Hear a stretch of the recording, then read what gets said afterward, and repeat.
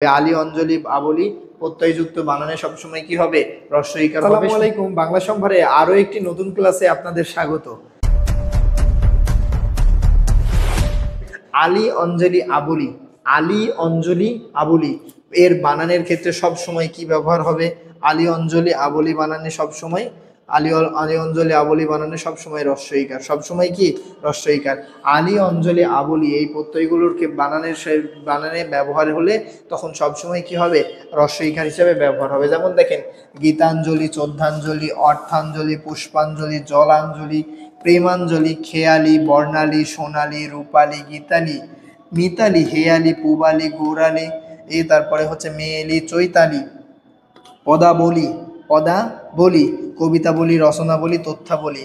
তো আলী, অঞ্জলি, আলী, অঞ্জলি, আবলি এই তিনটা প্রত্যয় যুক্ত হলে সবসময় কি বসে? সর্বদা বানানে শব্দের শেষে কি বসে? রস্বইকার ব্যবহার হয়। কিন্তু এখানে একটা বিষয় মনে রাখবেন, সেটা হচ্ছে কি, ব্যাংকের নামের ক্ষেত্রে সোনালি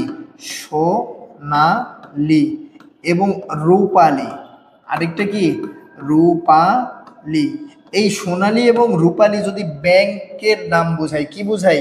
এই দুইটা দ্বারা যদি কি বোঝায়? ব্যাংক বোঝায়। ব্যাংক, বাংলাদেশের যে সরকারি দুইটা ব্যাংক রয়েছে সোনালী এবং রূপালী, ব্যাংকের নামের ক্ষেত্রে এই দুইটা বানানে দীর্ঘইকারই হয়। এই দুইটা বানানে কি হয়? দীর্ঘইকার হয়। তাছাড়া আলী, অঞ্জলি, আবলি বানানে সবসময় কি হবে? রস্বইকার হবে। আলী, অঞ্জলি, আবলি প্রত্যয়যুক্ত বানানে সবসময় কি হবে?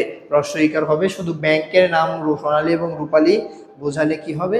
দীর্ঘইকার হবে। আমাদের বাংলা সম্ভারের ক্লাসগুলো যদি আপনাদের ভালো লাগে, আমাদের ফেসবুক পেজটা ফলো, ইউটিউব চ্যানেলটা সাবস্ক্রাইব করে আমাদের পাশে থাকুন এবং বন্ধুদের মাঝে শেয়ার করুন। ধন্যবাদ।